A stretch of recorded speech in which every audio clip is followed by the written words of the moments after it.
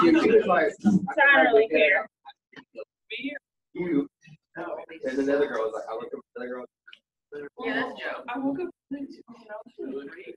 And I got in that class and I was feeling so bored. And when I get bored, I was like,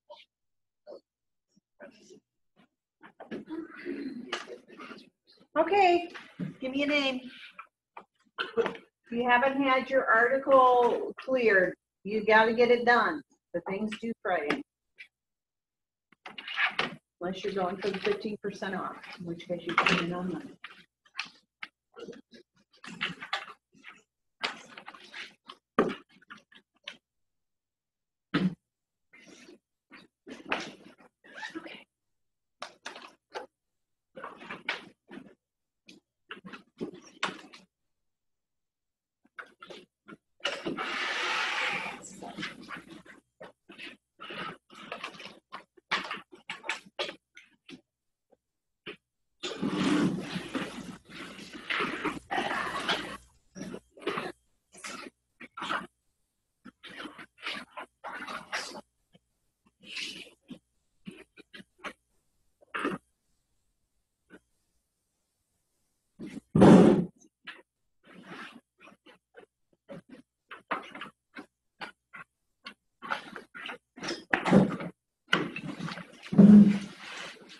Okay, you ready?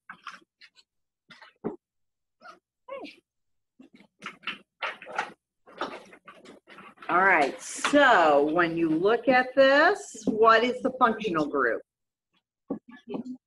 A ketone. Okay, so that means your ending is going to be -one. Okay, now where do we number from? The right or the left? Because you want the carbonyl to get the lowest number. So we're going 1,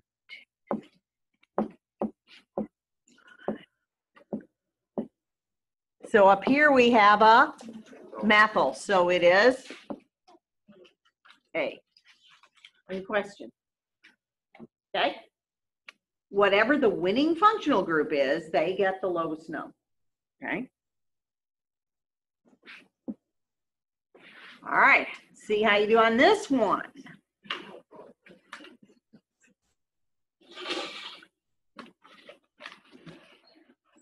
I didn't skip one, did I?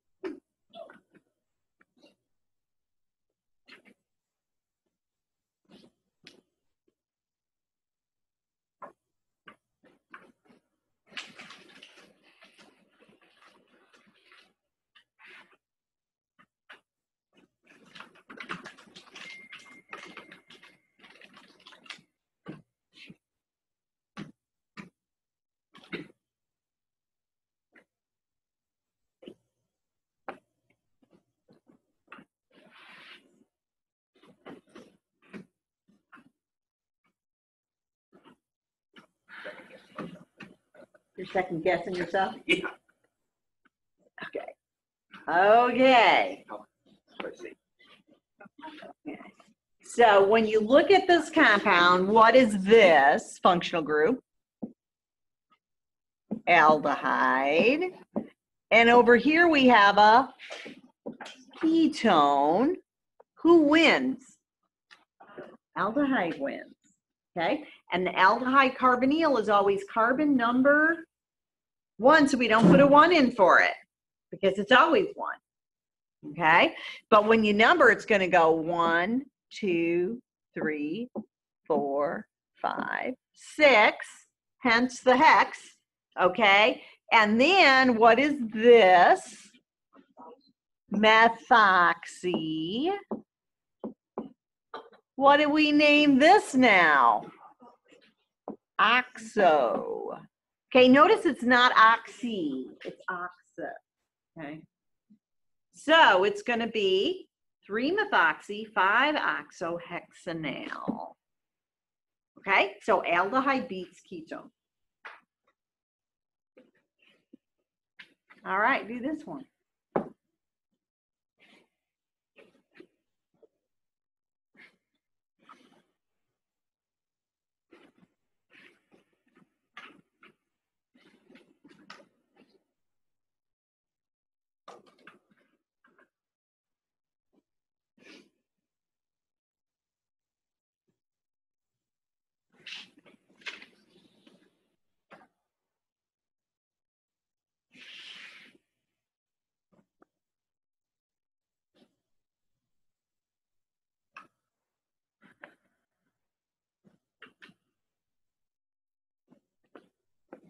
Hopefully, if you are just quite not sure, this will clear it.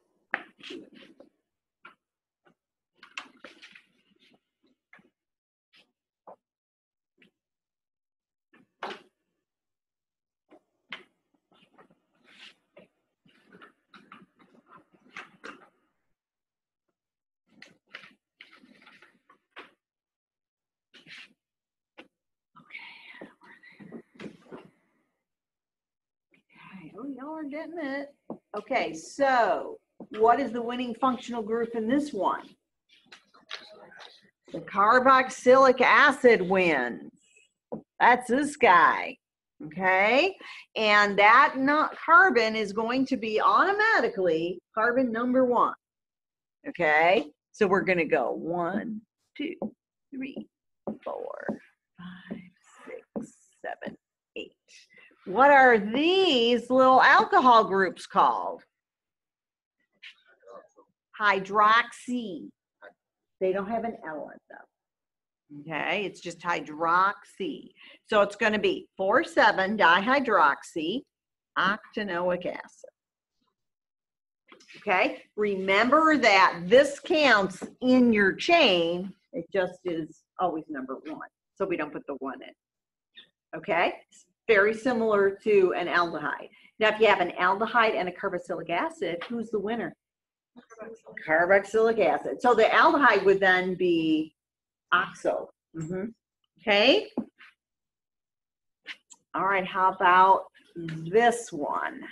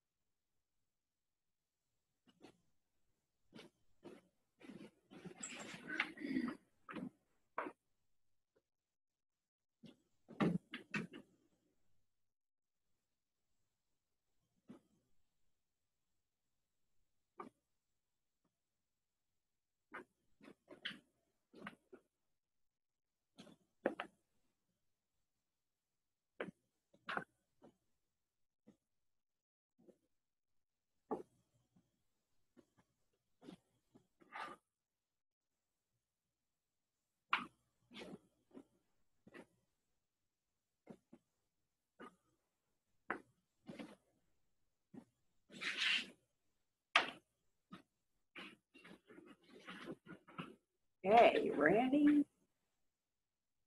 Ooh, I got a lot. Okay, so what kind of functional group is this? It's an ester.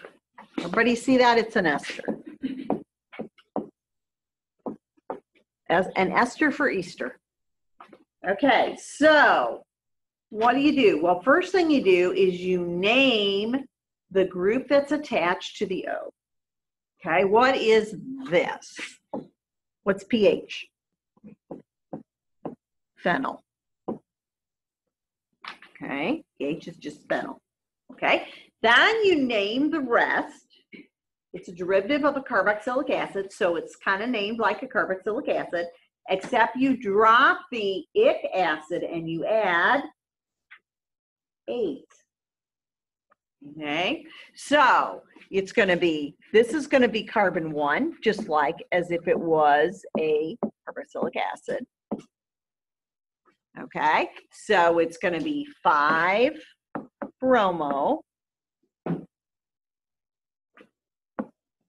hexanoic acid. You drop the ic acid and you add 8. So it's 2 words, so it's B. Phenyl 5-bromo hexanoate. So ester doesn't go in the name at all? Ester is not in the name at all. Yeah. They named the esters totally different. The other ones all kind of have it in. Like even amides, they say amide, but they don't on these. Okay. Okie dokie. But hopefully that clears it up if you were confused. Okay, we already talked about that. This is where we were. Okay, because we were talking about dibol. Diisobutyl aluminum hydride, okay?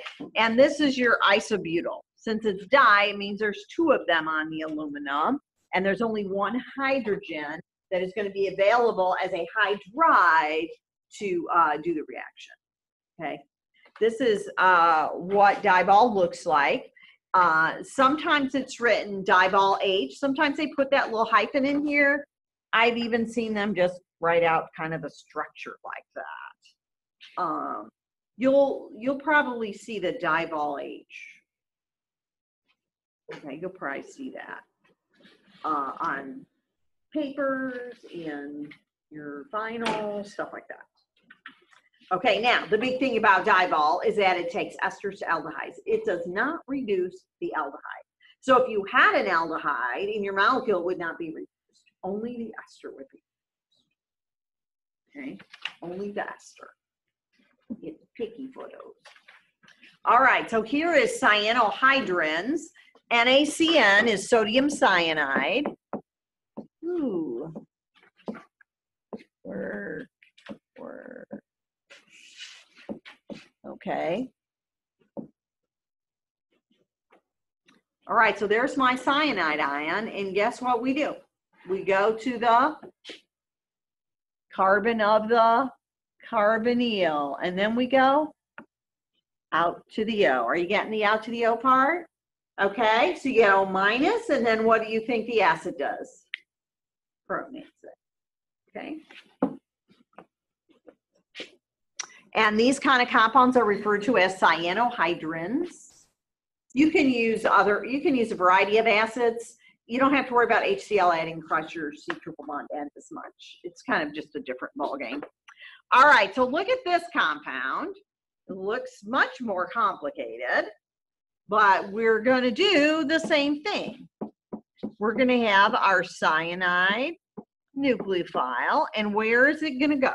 To the carbon of the carbonyl, and then we go out to the O. So you always get that tetrahedral intermediate in between, okay? And then what does the O minus do? Your book kind of wrote them that way, but you can just do a 1E and a 2E. So you might see it that way too. All right, so what do we make from that?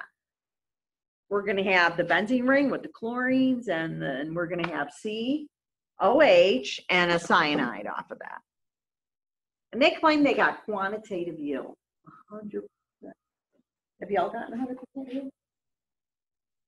Me neither. Makes you feel any better.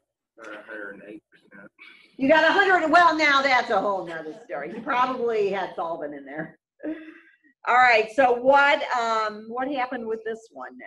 What are we going to get? Can you see if you can write the structure of the product? I used a different acids. You got a little practice on that. Okay, so this is what you got.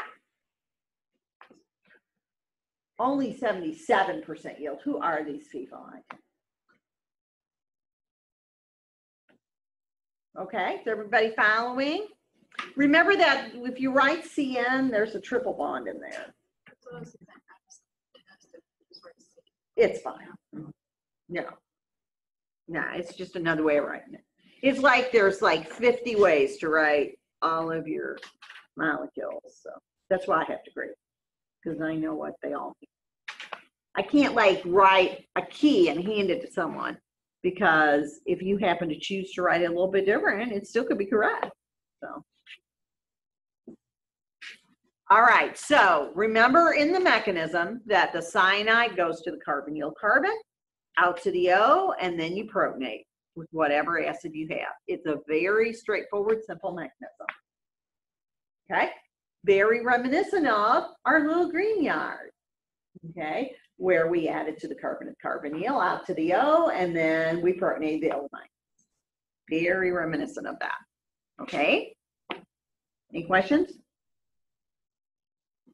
I don't even know what y'all have in your little slide. Okay. This would be whatever would be on these. Okay. If you react with hydrogen cyanide, basically it's the exact same mechanism, except that the O minus is protonated from the hydrogen cyanide. That's all. Okay. And what else? Okay. The other thing you can do with these, which is why sometimes people put HCl in there, is that this can easily be converted to that. Ooh. Okay, you have to heat it up. So if you keep it cold, it won't do that. But if you heat it up and they have a lot of acid and water in there, then you can go straight to the carboxylic acid. Okay, so you might need that for another step. The other thing people do with the cyano groups is they reduce them. So if you add hydrogen and a catalyst, you're going to add hydrogen across the triple bond, and you're going to get CH2NH2. So we just are going to add more than one hydrogen. It's one of those things where you can't really stop it at one. It's going to go all the way, just like a regular triple bond. Okay, so these are two things that people do with cyanohydrins. Okay, this is probably the one that I see the most. This is just a sneaky way to make an amine, but you have that OH on there. I don't know if you, depends if you want it, I guess. Okay, any questions on those? They're just real straightforward. We're not gonna. Okay, you can take a Grignard reagent and add it to a nitrile. Have that? Yeah, it's there. Okay. What did I skip? Oh, I think I may have it a little differently organized, is all. I may have changed stuff around. Okay, so your Grignard, remember, is a nucleophile. Okay, and so it's going to go to the carbon of the cyanide.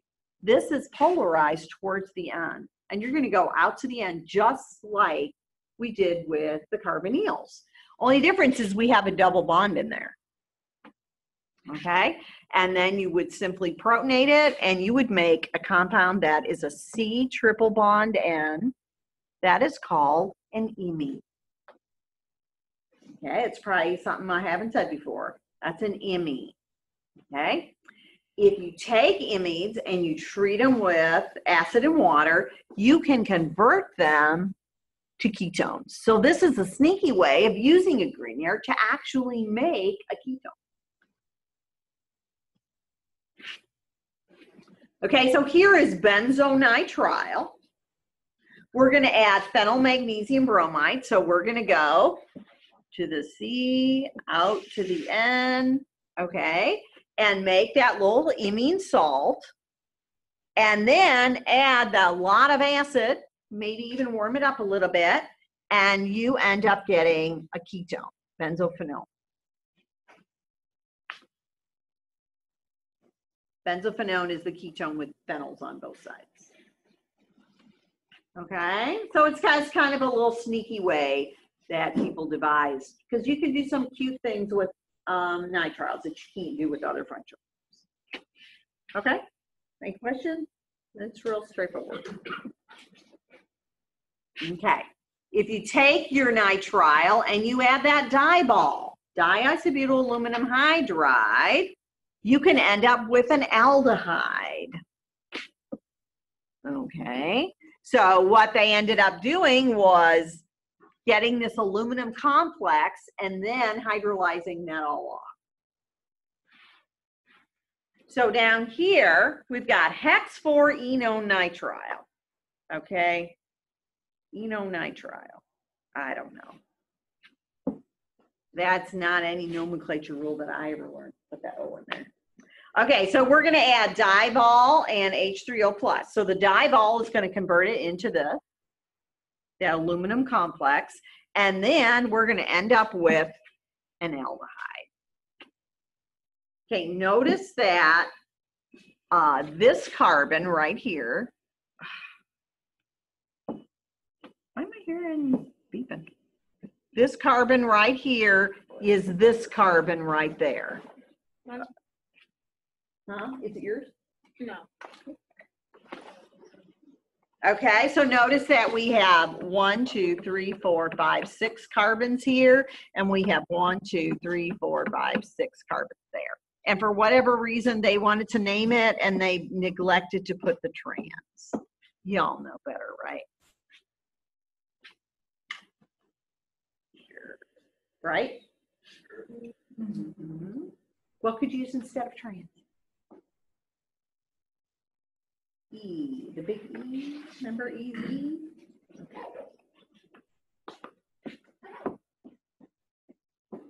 Use trans or E's. Remember those? Way back in the dark ages of last semester? I just see because I say it in my head how you say it. They got it. Okay. Okay. You can take acid chlorides and make aldehydes out of them by reducing them with this. Notice that this is not dibol. It's tri-T-butoxy. Tri-tert T-butoxy. I missed the tert. Tri-tert T-butoxy aluminum hydride. Okay? What's happening is they're taking that aluminum, instead of using lithium aluminum hydride, they're putting big groups on the aluminum, and that is inhibiting its reactivity. It's still reacting, but not as much. So that's why you can do things like this and not end up with the aldehyde. If you use lithium aluminum hydride, it'd go all the way to the aldehyde. Okay, so this is like being sneaky. People worked with these reagents, came up with special things. Okay, so here is a carboxylic acid. If you treat it with thionyl chloride, okay, you make the acid chloride. And then if you did this, lithium aluminum hydride, tri-T-butoxy, what do we get, y'all? Instead of the chlorine, we're going to have an, we're going to make the aldehyde. Okay. A lot of times aldehydes are harder to make than other functional groups because they're that in-between state where they're partially oxidized and partially reduced. They're like right in between. And so their reactivity makes them a little harder to make. So, okay? Okay. If you want to make a ketone from an acid chloride, you cannot do it with a Grignard. Grignard adds 2 times. Didn't we do that last? Yeah, we did it with the ester, and then we did it with the acid chloride. Or did we do it early this semester? I don't know. But I think that we did it. Yeah. Okay. You can, though, add a compound that will only add 1 time. And those are the Gilman reagents. Have we talked about them before? I thought maybe we did a little. Okay, so that's all right. We'll do it again. Okay, here's the Gilman reagents.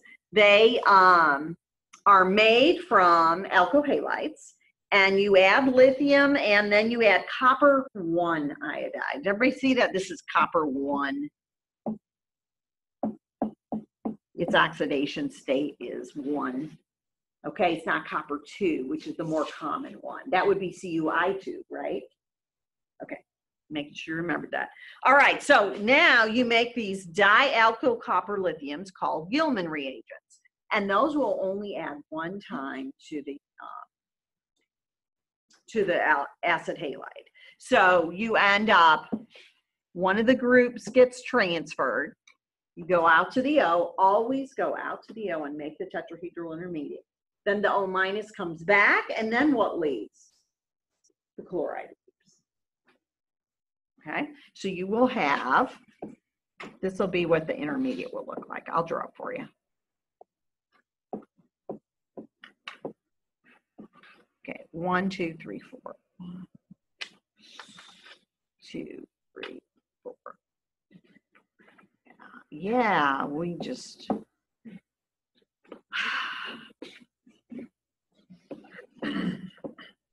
Okay, so then this will come in and the chloride will.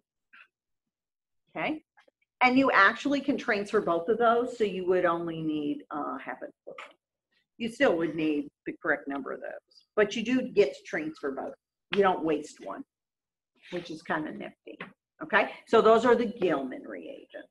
Okay, the copper is calming everything down, okay, and keeping it from adding 2 times. It's not as strong of a nucleophile. It's still nucleophilic, but not as strong. Okay, how you feel about that? Okay. All right, so now we're going to make imines for real and keep them. We know how to get rid of them by adding acid. But if you take an aldehyde or a ketone and treat it with a primary amine, okay, your nitrogen on your amine is going to be your nucleophile. So we're going to go from here to here, and we go out to the O. Okay? Now, notice that when you get to that spot, the O is what? The O has what charge? Oh my gosh. Negative. And what does the N have? Is it negative? Oh, I don't have enough room. Okay, so this is negative, but what is the N? Positive. Okay, so what happens is we end up transferring a proton right within the molecule. So this is how you end up getting OH and this. Notice that the O now has only 2 lone pairs, is no longer negative, and the N has its lone pair back and is no longer positive. So we just transferred a proton within the compound. Okay, remember, intramolecular reactions are very fast compared to intermolecular. Intra, Latin scholars, means within the molecule, and inter means between. Okay? All right, so then you end up losing what? What's the difference between the carbanolamine and the imine? What is the difference? The H is gone. What else? The what? There's a double bond. What else? And OH is gone. What do H and OH make? Water. Okay, so you actually lose water to get to the imine. All right, now, can you see this good enough, or should I erase that? It's all right? Okay. So, because I want you to tell me what you get now when you do the reaction with, but this is benzaldehyde plus methylamine. Okay, can you figure out what you get? We're not going to have the O on the carbonyl anymore. We're going to have what?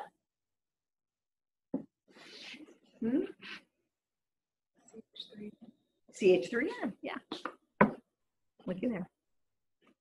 They got 70%. All right, now look at this one down below.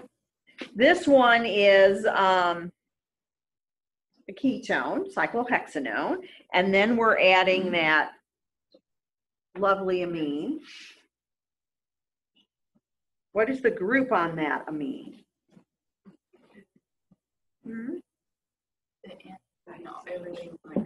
Yeah, what is all that stuff behind it called? What group is this? What? Isobutyl.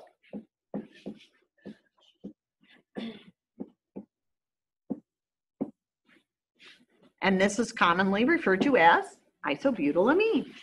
Okay, so what are we going to make? We got our 6-membered ring. And what are we going to end up with? And what's on the end? That isobutyl thing. Okay. 79% yield, pretty good. Imines are also known as shift spaces. Can you read that? It looks really light to me. Okay. Okay. Imines are also known as shift bases. You'll probably run into that because you can have positive. It's it's a term that'll be used probably in biochemistry, I bet. I bet that's where it'll be used. Shift spaces. That's where I learned it, Richard. Okay? Everybody good on imines? We can make imines now? Okay, good. Maybe. All right, here is showing the mechanism. Do you have the whole little deal? Yeah. Okay, that's what I figured. Okay, so our nucleophile attacks the carbon-carbonyl, you go out to the O. This gets protonated, this gets deprotonated. This is showing it going between molecules, but you can do it within a molecule. It's one of those where you get them both. This is the carbanolamine that gets formed right here. Then your O is going to get protonated, and that's how you're going to lose water. This is the important step right here, where this has been protonated, so you have a good leaving group. Your lone pair and your nitrogen comes down, and water leaves.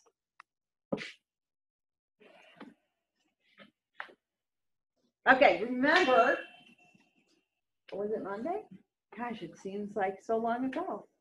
That I showed you, like, if the nucleophile had a lone pair, that it could kick out something else, that's what this is. Okay, and that's where you lose the water, and then you deprotonate this, and you get it. Okay? But this up here, you could do it this way, or you could do it within the molecule. It really is fine. Okay.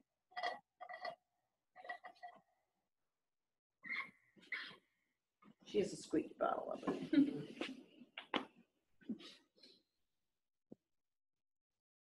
Okay, so what we're going to do is do something similar, but we're going to kind of change up the groups that are attached to this.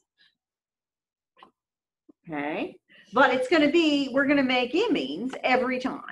So like if G is an OH, you end up making a compound that's called an oxy. Okay. Notice that even though the O has lone pairs, that the nitrogen is the more nucleophilic side. Okay. It's more willing to give its electrons to the carbonyl than the oxygen, because the nitrogen is not as electronegative. Oxygen likes to hold its electrons as tight as it can. Okay. So up here, I've got R2 C double bond O, and I have R as alkyl, aryl, or hydrogen.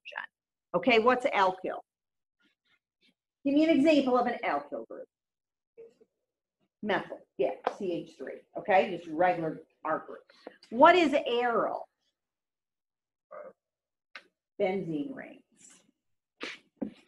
So a phenyl is an example of an aryl group. But you could have things sticking on that. You could have a methyl on the aryl group. But if this is directly attached to the carbonyl, it's called an aryl group. And of course, hydrogen is hydrogen. Okay. Okay.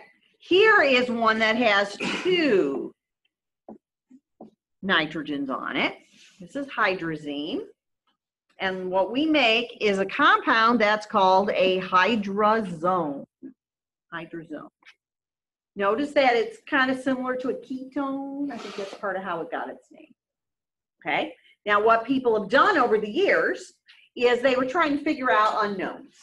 And so they took ketones and aldehydes, and they would make these derivatives of them and get the melting point. Because a lot of ketones and aldehydes are liquids. So they would take them, make these derivatives that are solids, and then go get the melting point of it and see if it matched up, and you could figure out an unknown by doing that. Okay, you can change what's over here on that nitrogen to make different hydrozones.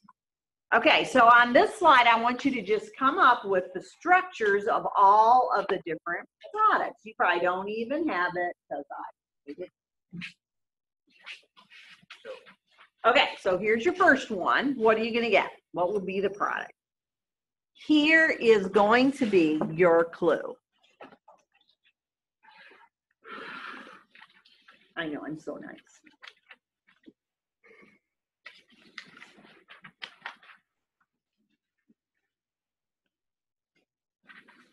Okay, so what do you make?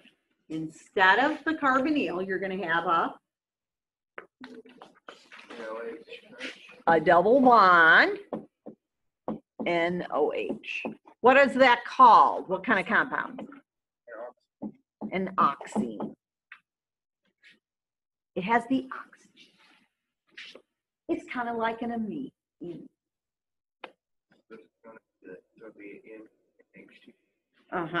So here we're going to have our, make sure you're drawing all the other parts just like I did, where you have the dimethyl and the cyclopentane ring, okay? And then instead of the carbonyl, you have double bond and NH2. Does that make sense? Okay, what do you think about this one? Okay, you draw the product, and then I'll draw the product, and we'll see if you got it right.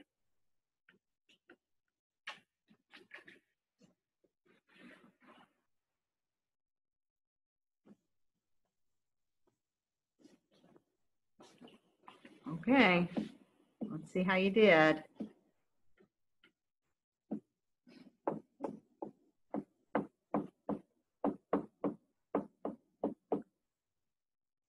How'd you do? Did anybody take that and turn it into a benzene ring?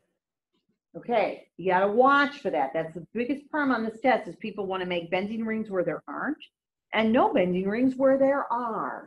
So check your 6-membered ring to make sure you didn't mix it up. Okay, that would be something to check before you turn your test in next week. Okay, you got that? How are we doing?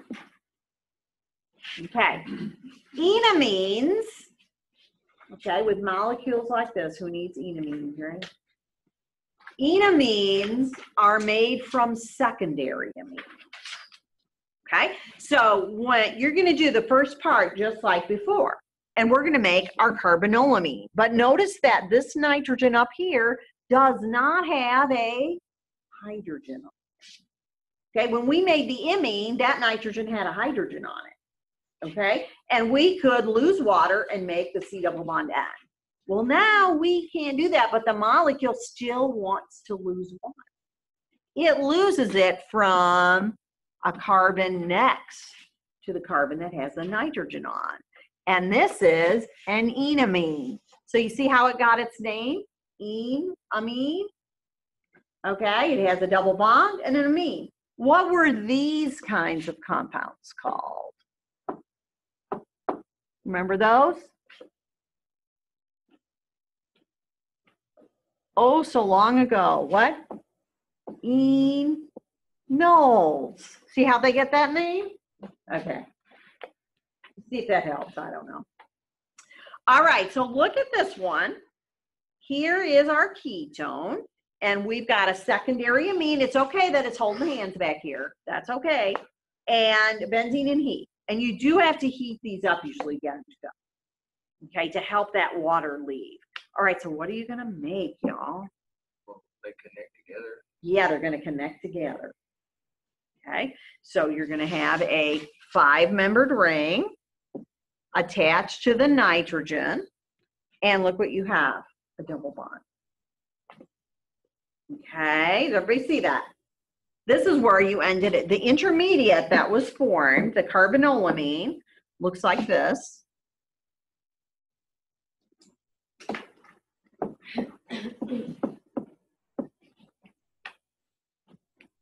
Looks like that.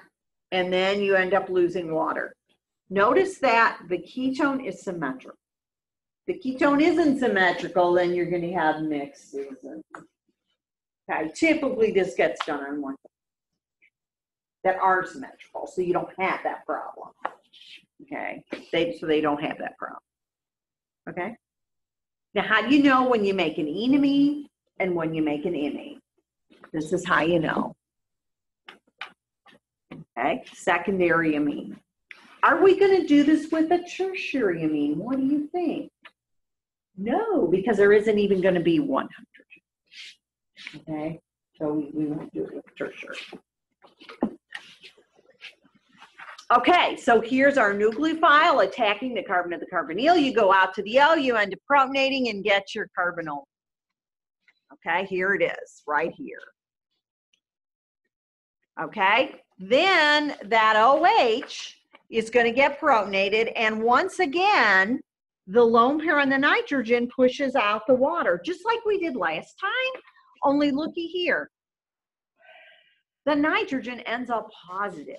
It doesn't want to be positive.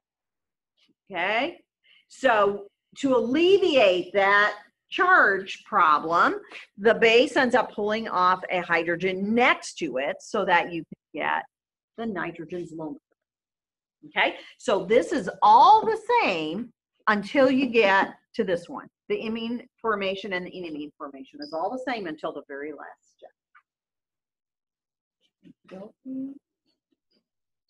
Y'all are fading on me. No fading. All right, so what is the organic product for the reaction below? How you doing?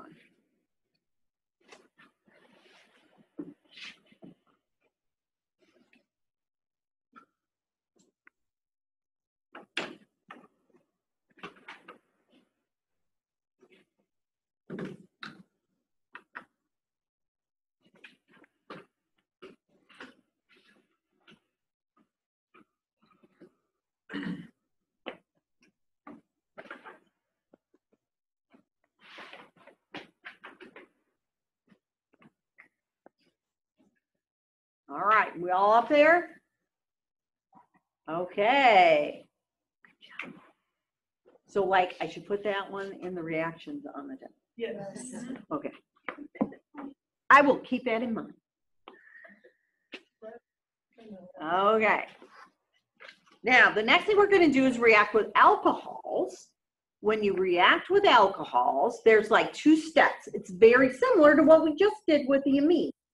Only now we don't have a nitrogen, so the oxygen gets to play. He gets to go to the party. Okay? And so the lone pairs on the oxygen, notice where that came from. That came from the methanol. Okay? This compound is called a hemiacetal.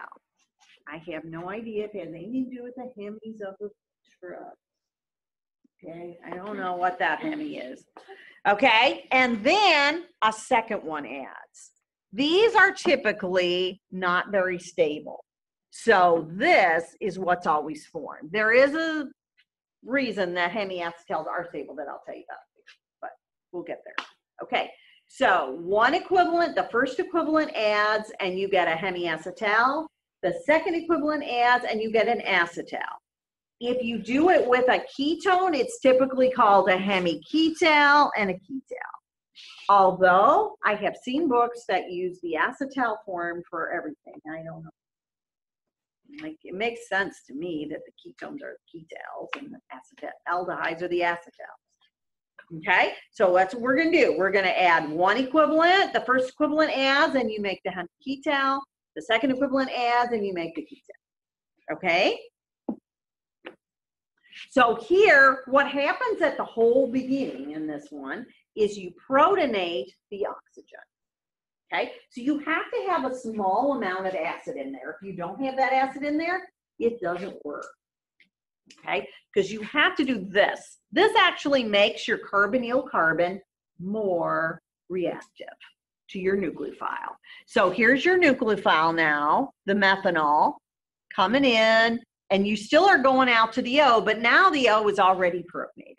Before, when we did it with the nitrogen, we added to the carbonyl carbon out to the O, we got O minus. Notice there's no O minus. We are in acidic media. Okay?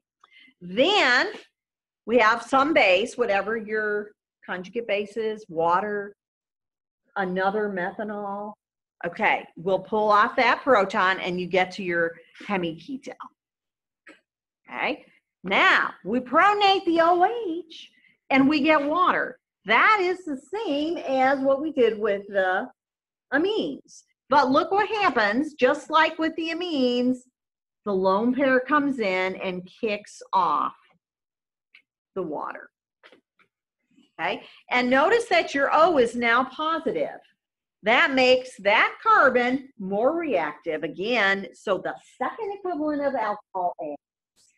So this one adds to here, we go out to the O, okay, and then you deprotonate, and this is how you get your ketal. Okay, couple of things. The big things about ketals and acetals is they are stable to basic and neutral conditions. They just want me to write more. Okay, they are unstable to acid. So when you make them, you have a small amount of the acid in there, like 10% or less. Okay, notice that you keep regenerating the acid throughout. It gets used, it gets regenerated. It gets used, it gets regenerated. Okay, so you regenerate that acid. So you only need a really small amount. Notice that all of the steps in this mechanism are equilibrium. Okay, so if you add a lot of acid, what happens is you force this whole thing to go back. So if you have a lot of acid in here, you're going to end up losing both of those methoxys and you end up making ketone. So hence, acetals and ketals gets used as protecting. They're like a little sneaky trick we use. Just like when we had the benzene and we had the amine on there, we put those bromines on and then we remove the amine.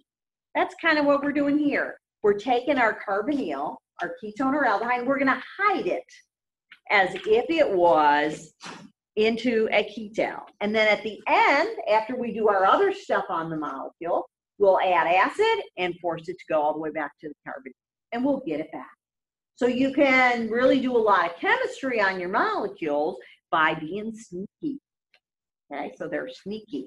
Things that are stable in some conditions and unstable in others can be used as protection. Okay, let's see what the next slide is. Okay, this is a special ketal. Okay, and notice that they even used a special acid, but look what they did. Instead of having 2 of these added, they have 2 OHs. And so this is that molecule right there. Mm-hmm. So when the second OH comes in, it comes in from the same molecule. Okay? It also makes what size ring? 5. 5-membered rings and 6-membered rings are kind of magic. They occur and make things very 5- and 6-membered rings. Okay? Okay, and we'll do a little more with these, and I'll talk about the chemies that are stable. They're in sugars. So you'll see them again in biochemistry. All right, if you have your paper topic, please bring it up here. I brought the paper.